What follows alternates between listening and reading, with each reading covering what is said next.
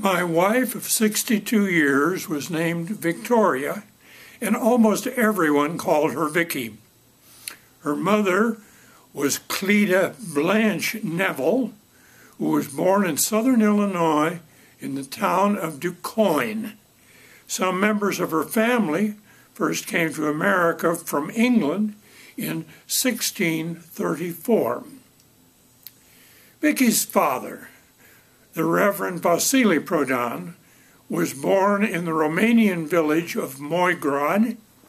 He came to America in 1913 to avoid the Hungarian army draft.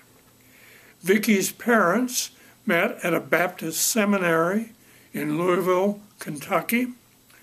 Vicki was born in Orange, New Jersey, where her father was then teaching. Some years after her father's death, Vicki and I visited in the Detroit area a friend and former student of her father's, the Reverend A.S. Lukács. While we were visiting, he said to Vicki, "This summer," which was 1967, "I am taking a group of people to visit their families in Romania. Would you like to come along?" This invitation seemed to offer a splendid opportunity for her to meet her kinfolk. In Romania, Vicki had several aunts and uncles, plus 13 first cousins.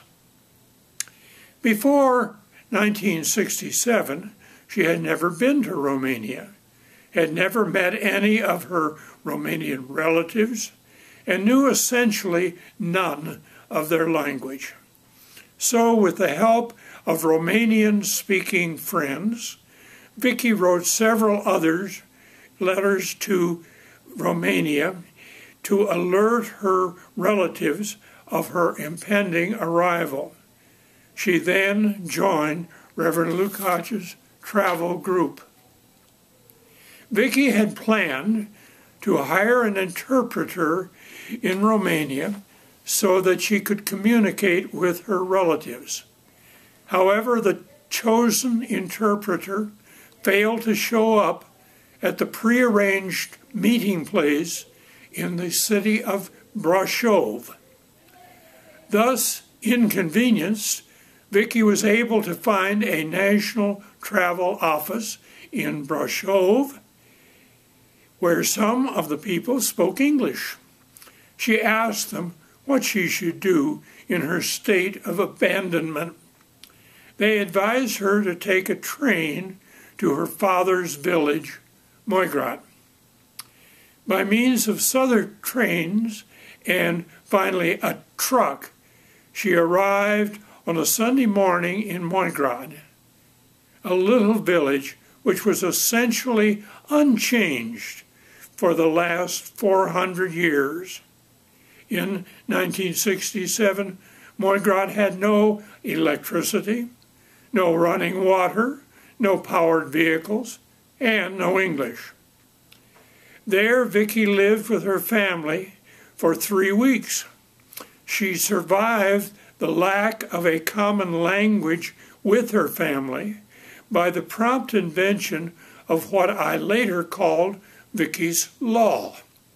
That law states that the Romanian language consists of big Latin-based words intermixed with little Slav-based words. On the other hand, the English language is a mixture of big Latin-based words and little Anglo-Saxon words. Therefore, Vicki's conclusion was to avoid the little words and use the biggest English words that had the meaning she wanted. She was understood by her Romanian relatives.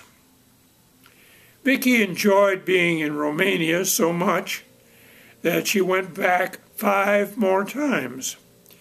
On all of her subsequent trips, she took one or more of her close American relatives with her. These travelers included our daughter Carol, Vicki's brother John, Vicki's sister Sylvia, and her niece Karen, John's daughter. Vicki's husband, Hank, got to accompany her on 3 of her 6 trips.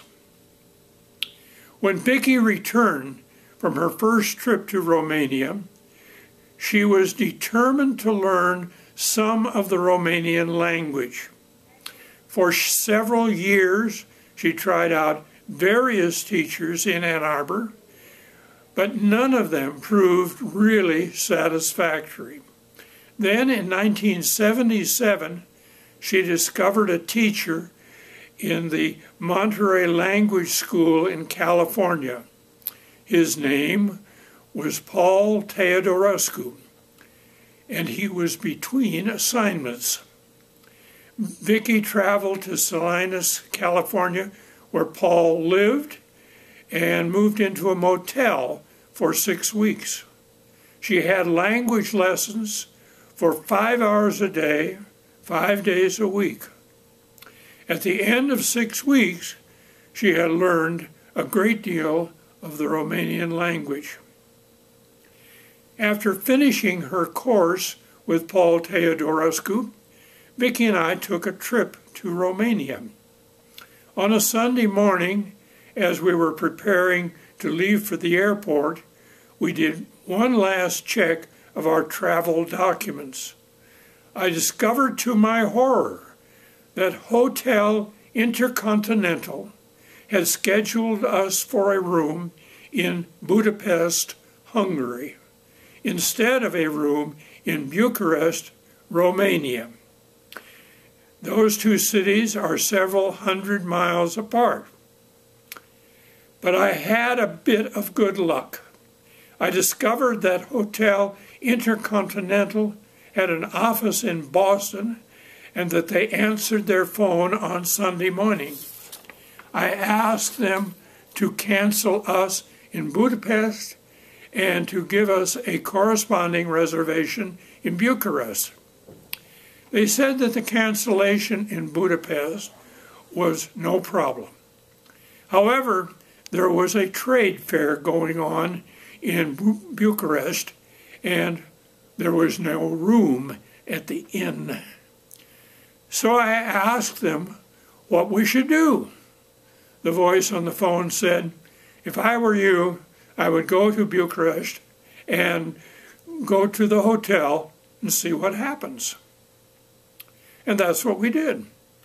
We got to the Hotel Intercontinental in Bucharest.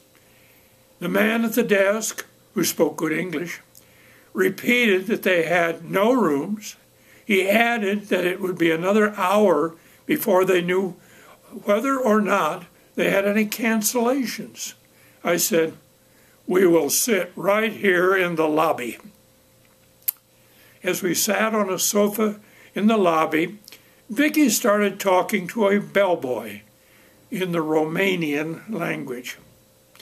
A few minutes later, the man at the desk motioned for me to come to him. He asked quietly, how long would you like to stay?